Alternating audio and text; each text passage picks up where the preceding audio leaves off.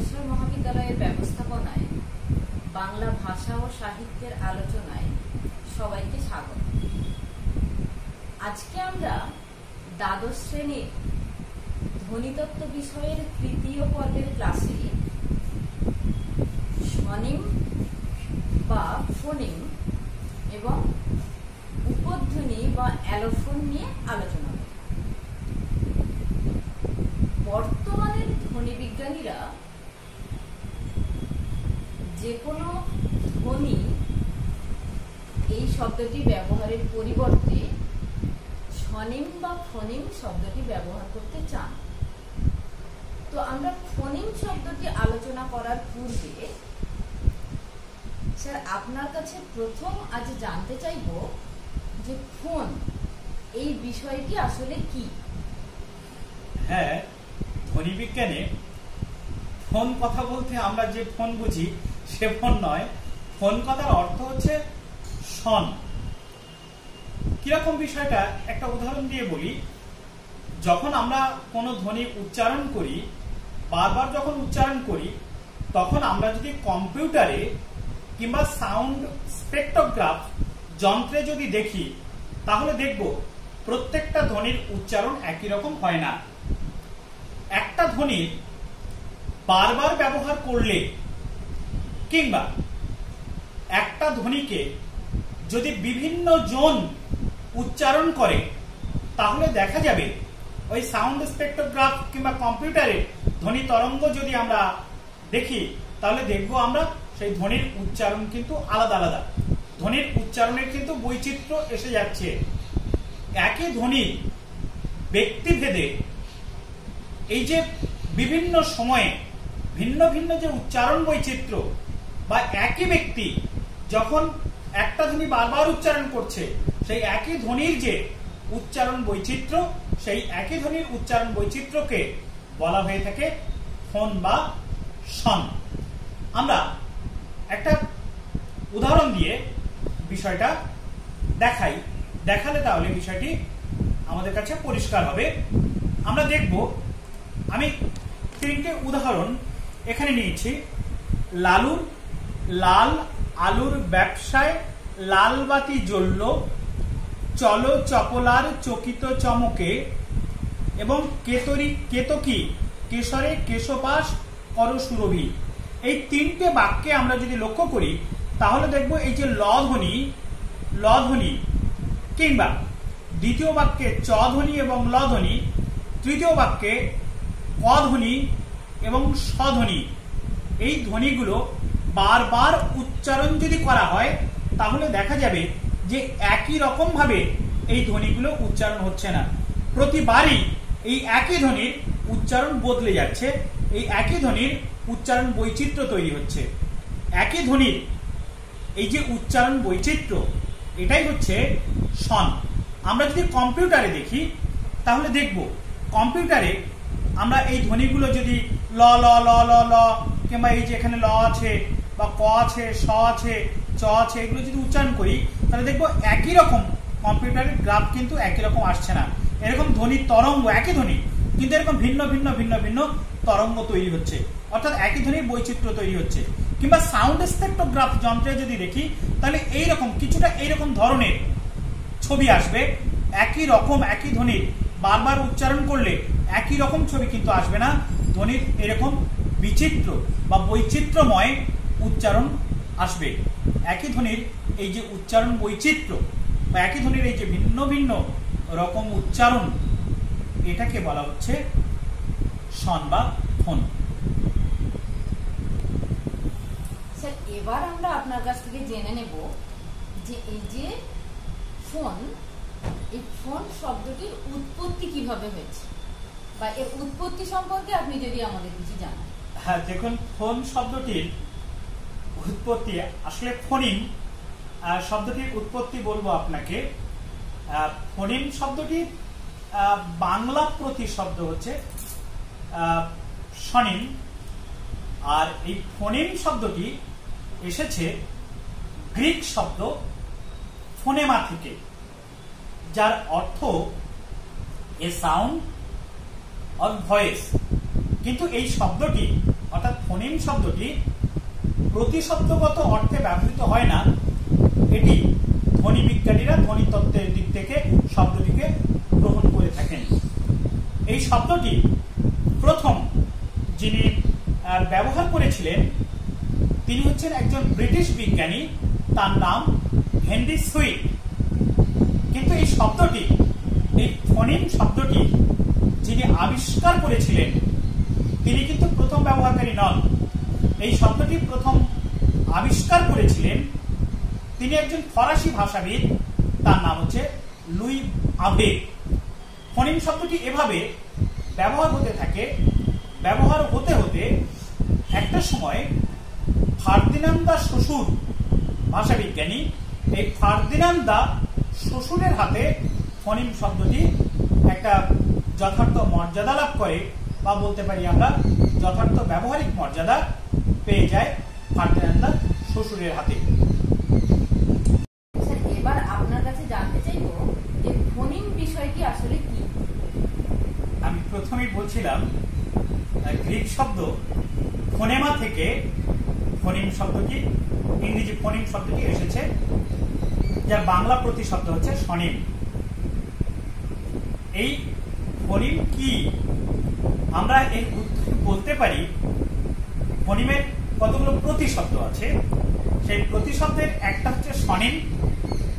কেউ কেউ এটাকে ধ্বনিমূল বলেন, কেউ বলেন মূলধ্বনি, কেউ বলেন ধ্বনিতা। এরকম নানা প্রতিশব্দ বাংলায় ব্যবহার করা হয়ে থাকে। তো যাই হোক, আমরা ধ্বনিমূল বা স্বনিম এই শব্দ দুটি বহুল ক্ষেত্রে ব্যবহার করব। তো আমরা ফোনিম বা স্বনিম বলতে কি বুঝি, এইটা যদি আমরা বলি তাহলে এরকম ভাবে আমরা বলতে পারি, ফোনিম অর্থাৎ ধ্বনিমূল শব্দটা আমি গ্রহণ করছি। ধ্বনিমূল হলো কোন ভাষার সেই ধ্বনি যা সেই ভাষা থেকে আগত দুটি শব্দের মধ্যে অর্থ পার্থক্য গড়ে তোলে। ভাষাবিজ্ঞানী ড্যানিয়েল জোন্স ফোনিমের একটা অপূর্ব সংজ্ঞা দিয়েছেন। তিনি বলছেন, phonemes R capable of distinguishing one sound of a language from other words of the same language। অর্থাৎ কোন ভাষার ধ্বনিমূল বা স্বনিম হচ্ছে কোন ভাষার সেই ধ্বনি যা সেই ভাষাতে আগত, সেই ভাষা থেকে আগত দুটি শব্দের মধ্যে অর্থ পার্থক্য সৃষ্টি করতে পারে।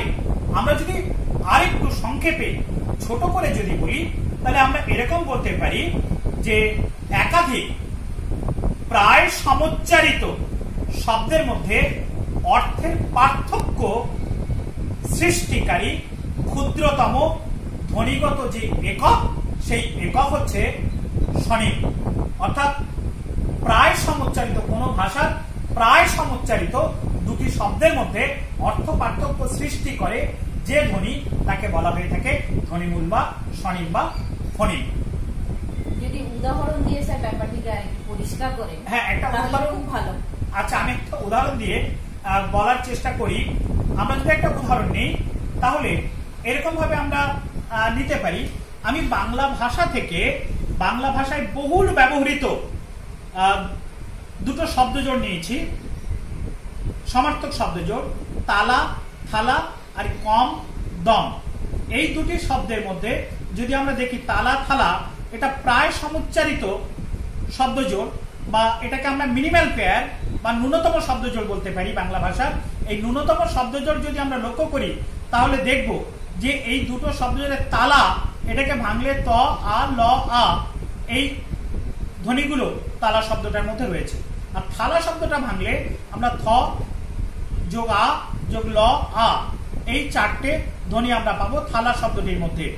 দেখব এই দুটো শব্দের মধ্যে দেখবেন বেশিরভাগ রয়েছে মিল, যেমন আ, ল, আ, এই তিনটেই দুটো শব্দতেই রয়েছে, তালা এবং থালা দুটো শব্দতেই আ, ল, আ, এটা মিল রয়েছে।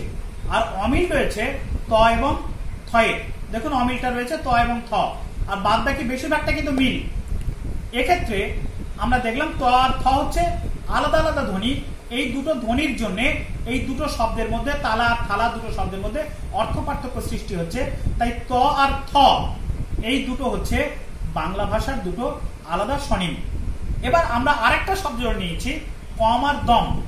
এই দুটো শব্দ যদি বিশ্লেষণ করি তাহলে দেখব এরকম আমরা তিনটে ধ্বনি পেয়েছি। কম শব্দটিতে ক, অ আর ম, আর দম শব্দটিতে দ, অ আর ম। এখানে দেখবেন অ আর ম দুটো শব্দের মধ্যে এটা হচ্ছে মিল রয়েছে, অর্থাৎ কমন। আর ক আর দ এই দুটো ধ্বনি, এই কম এবং দম এই দুটো শব্দের মধ্যে আলাদা আলাদা ধ্বনি। তাই ক আর দ এই দুটি ধ্বনির জন্য এই দুটো শব্দের মধ্যে অর্থ পার্থক্য তৈরি হচ্ছে। তাই ক এবং দ এই দুটি হচ্ছে বাংলা ভাষার আলাদা স্বনিম। আশা করছি আমি বিষয়টা বোঝাতে পেরেছি।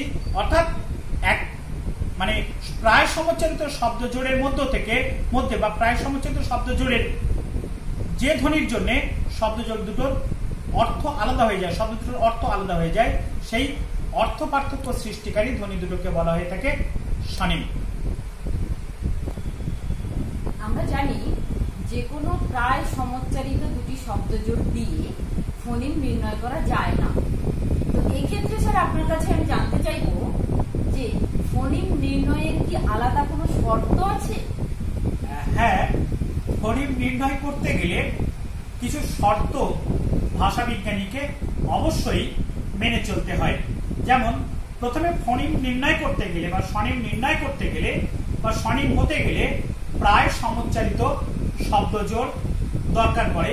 কারণ সেই এমন শব্দজোড় নিতে হবে যে শব্দজোড়ের মধ্যে যেন ন্যূনতম পার্থক্য থাকে। এটা হচ্ছে প্রথম শর্ত। দ্বিতীয় শর্ত, স্বনিমের যে শব্দজোড় দুটো নেওয়া হবে সেই শব্দজোড়ের শব্দ দুটো যেন কোনো বা যে ভাষার স্বনিম নির্ণয় করা হচ্ছে সেই ভাষার নিজস্ব শব্দ হয়।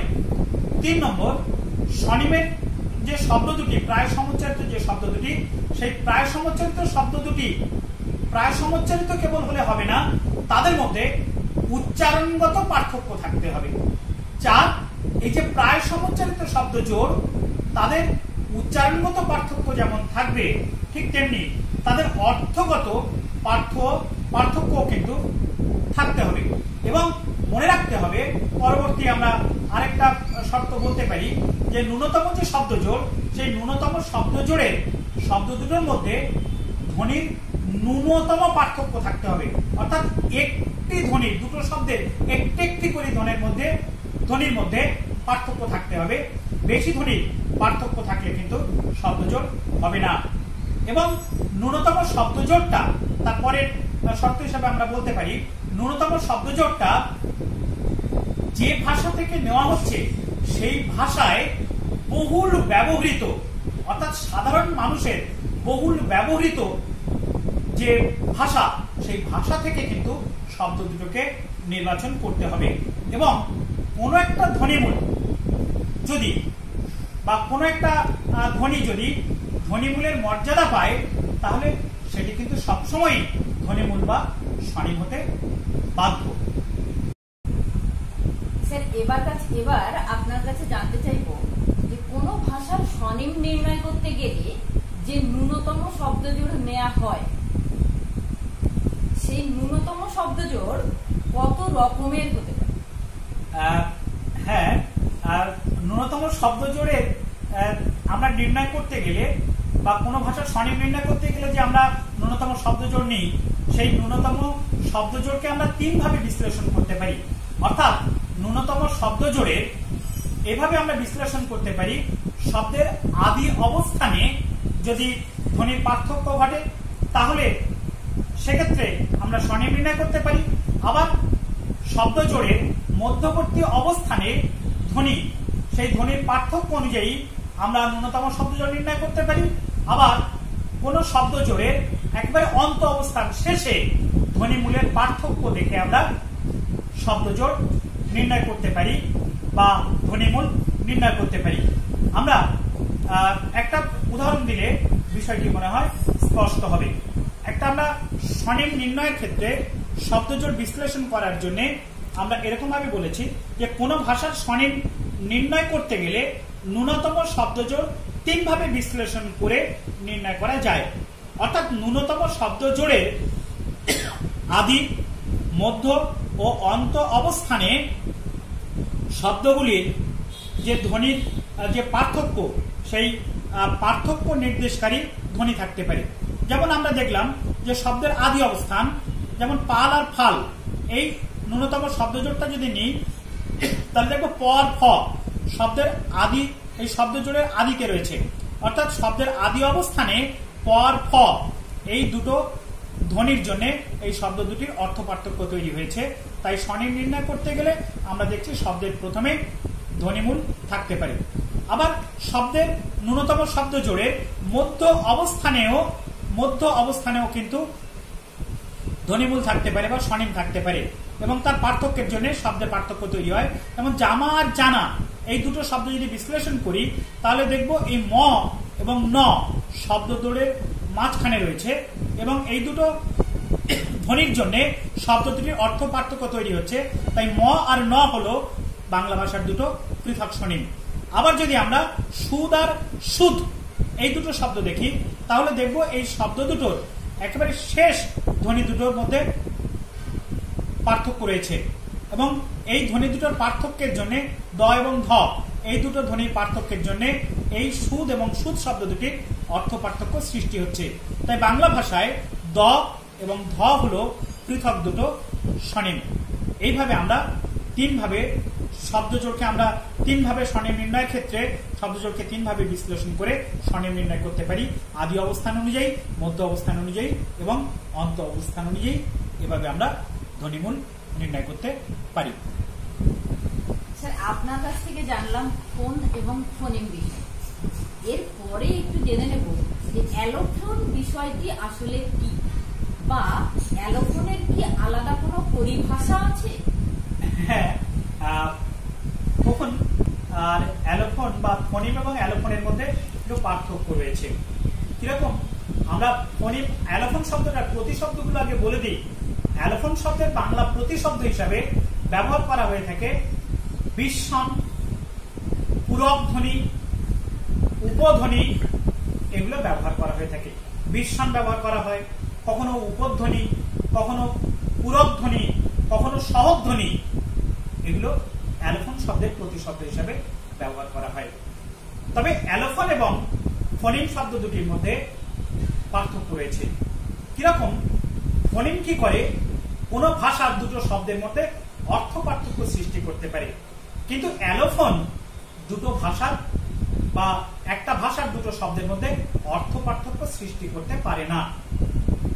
একটা উদাহরণ দিয়ে আমরা বলি যে একই ধ্বনি উচ্চারণগত দিক থেকে প্রায় একই রকম কিংবা একই রকম একটা ধ্বনি, সেই ধ্বনি যখন ভিন্ন ভিন্ন প্রতিবেশে ভিন্ন ভিন্ন রকম ভাবে উচ্চারিত হয়, তখন একই ধ্বনি ভিন্ন ভিন্ন প্রতিবেশে এই যে ভিন্ন ভিন্ন উচ্চারণ, তাকে বলা হয়ে থাকে উপধ্বনি। একটা ছোট্ট আমরা মূল আলোচনায় যাওয়ার আগে একটা ছোট্ট উদাহরণ দিই। ধরুন, মনে করুন আমি একজন ব্যক্তি, আমি একটা মূলধ্বনি মনে করুন, আমি ধরুন আমাদের একটা পার্টির নাম করছি, ধরুন কালো পার্টি, সাদা পার্টি, হলুদ পার্টি। তো আমি একটা ব্যক্তি, আমি যখন কালো পার্টির দলের লোকের সঙ্গে যাচ্ছি বা নেত্রীর সঙ্গে হাত মেলাচ্ছি, তখন আমি কালো পার্টির নেত্রীর মতো আচরণ করব। আবার আমি যখন হলুদ পার্টির কোন নেতা বা নেত্রীর সঙ্গে হাত মেলাচ্ছি, তখন আমি সে হলুদ পার্টির নেতা বা নেত্রীর মতো আচরণ করব। আমি আবার যদি মনে করুন কোন বেগুনি পার্টির নেতা বা নেত্রীর সঙ্গে হাত মেলাই, তাহলে আমি সেই বেগুনি পার্টির নেতা নেত্রীর মতো বা সেই দলের মতো আচরণ করব।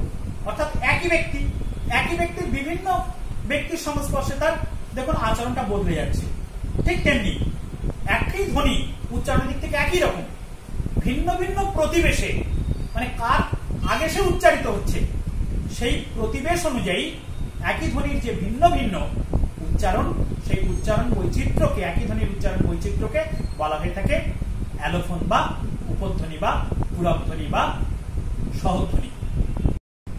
অ্যালোফোন বিষয়টি কি সেটা জানতে পারলাম, কিন্তু এই বিষয়টাকে যদি একটি উদাহরণ দিয়ে আরো একটু পরিষ্কার করেন। হ্যাঁ, আমরা একটা উদাহরণ দিই। ধরুন আমাদের বাংলা ভাষায় যে মূলধ্বনিগুলো আছে, সেই মূলধ্বনিগুলো ভিন্ন ভিন্ন প্রতিবেশে ভিন্ন ভিন্ন ভাবে উচ্চারণ হতে পারে, বা ভিন্ন ভিন্ন প্রতিবেশে একই মূলধ্বনির ভিন্ন ভিন্ন উচ্চারণ হয়। সেইগুলোকেই আমরা বলবো অ্যালোফোন। আমরা একটা উদাহরণ দিচ্ছি, উদাহরণ দিয়ে আমরা দেখিয়ে দেওয়ার চেষ্টা করছি। ধরুন উপধ্বনি বা পূরক ধ্বনি, আমরা জানি যে ন হচ্ছে বাংলা ভাষার একটা ধ্বনিমূল বা স্বনিম হচ্ছে ন, কিন্তু এই ন ধ্বনিটা বা দন্তান্ন ধ্বনিটা যদি আমরা কঞ্চি শব্দে ব্যবহার করি তাহলে দেখব এই এখানে ইও দেখে হয়তো আমরা মনে করবো এটা দন্তান্ন কোথায়, এটা তো ইও, আসলে ইওর উচ্চারণ বাংলায় দন্তান্নর মতো, তাই আমরা এটাকে দন্তান্ন বলছি। তো এই দন্তান্নটি দেখবেন চ ধ্বনির আগে উচ্চারিত হচ্ছে, তাহলে চ তালব্য ধ্বনি। দেখবেন চ আমরা যেখানে জিভ থেকে উচ্চারণ করি সেটা হচ্ছে তালু, দেখবেন এই ইওর উচ্চারণটা ওই তালুতে, ওই দন্তান্নর উচ্চারণটা তালুতে উচ্চারণ হচ্ছে। কঞ্চির এই নটা চ যেখানে উচ্চারণ করি আমরা সেই তালুতে উচ্চারিত হচ্ছে এই নটা, তাই এই নটাকে বলা হচ্ছে তালব্য ন, এই নটাকে বলা হচ্ছে তালব্য ন। আবার ঠিক দেখুন পান্তুয়া, এই যে শব্দে, এই শব্দেও দেখুন এই ন ধ্বনিটি ব্যবহৃত হয়েছে এবং ন ধ্বনিটি ব্যবহৃত হচ্ছে ত এর আগে। তাহলে ত আমরা জানি দন্তধ্বনি, দন্তান্ন ধ্বনি, তাহলে এই ত এর আগে যখন নটা উচ্চারিত হয়েছে দেখবেন পান্তুয়ার এই নটা ত যেখানে উচ্চারিত হচ্ছে এই ন কিন্তু সেখানেই উচ্চারিত হচ্ছে, অর্থাৎ এই নয়ের উচ্চারণ দন্তান্ন ন হচ্ছে এই পান্তুয়ার নটা। আবার ঠান্ডার যে ন দেখবেন এই নটা উচ্চারিত হয়েছে ড এর আগে, ড এর আগে, অর্থাৎ ড হচ্ছে মূর্ধন্য ধ্বনি। ড মূর্ধন্য ধ্বনি হওয়ার জন্য এই ন ড যেখানে উচ্চারিত হয় নয়ের উচ্চারণ কিন্তু সেই ড এর স্থানেই হচ্ছে, অর্থাৎ এই নটা কিন্তু মূর্ধন্য ন, অর্থাৎ একই ধ্বনি দন্তান্ন। এই একই ধ্বনি দন্তান্ন বা মূল ধ্বনি যে দন্তান্ন, সেই দন্তান্ন তিনটে প্রতিবেশ, কঞ্চি, পান্তুয়া এবং ঠান্ডা, এই তিনটে প্রতিবেশে অর্থাৎ চ এর আগে বসেছে, ত এর আগে বসেছে, ড এর আগে বসেছে। যখন যে ধ্বনির আগে বসেছে নটা, সেই নটা কিন্তু সেই ধ্বনির মতো উচ্চারিত হয়েছে, অর্থাৎ একই ধ্বনির বা কোনো এই যে ন মূল ধ্বনির ভিন্ন ভিন্ন প্রতিবেশে এই যে ভিন্ন ভিন্ন উচ্চারণ আমরা দেখলাম, এটাকে আমরা বলতে পারি অ্যালোফোন বা উপধ্বনি বা পূরক ধ্বনি। অর্থাৎ ন ধ্বনির বাংলার ন এই স্বনিমটির বা ন মূলধ্বনিটির তিনটে উপধ্বনি আছে বা তিনটে পূরক ধ্বনি আছে। কি কি? বা তিনটে অ্যালোফোন আছে। কি কি? না, একটা হচ্ছে তালব্য ন, একটা দন্ত ন, আর একটা মূর্ধন্য ন। আমরা বলতে পারি পূরক ধ্বনির বিষয়টি আশা করছি আমরা এখানটায় বলতে পেরেছি। এই হচ্ছে বাংলা ভাষায় ফোন এবং অ্যালোফোনের আমরা সংক্ষিপ্ত আলোচনা করলাম। আমরা এভাবেই উপধ্বনিটা এবং স্বনিমটা দেখালাম। তো আজকে আমাদের ধ্বনিতত্ত্বের তৃতীয় পর্বের আলোচনায় স্বনিম এবং উপধ্বনি নিয়ে যে আলোচনা হলো তাতে আশা করছি যে সমস্ত ছাত্রছাত্রীর খুব উপকার হবে এবং ছাত্রছাত্রীদের উদ্দেশ্যে বলবো, তোমরা ঘরে থাকো, সুস্থ থাকো, ভালো থাকো এবং এই আলোচনায় যদি তোমাদের কিছুটা উপকার হয় তো সেক্ষেত্রেই আমাদের আর কি চেষ্টাটা সফল। আর তোমাদের যদি কোনো অসুবিধে থাকে তাহলে আমাদের কমেন্ট বক্সে তোমরা কমেন্ট করতে পারো, আমরা যতটা সম্ভব তোমাদের প্রশ্নের উত্তর দেওয়ার চেষ্টা করব এবং এই অতিমারীর পরিবেশে তোমরা ঘরে থেকো, সুস্থ থেকো, ভালো থেকো।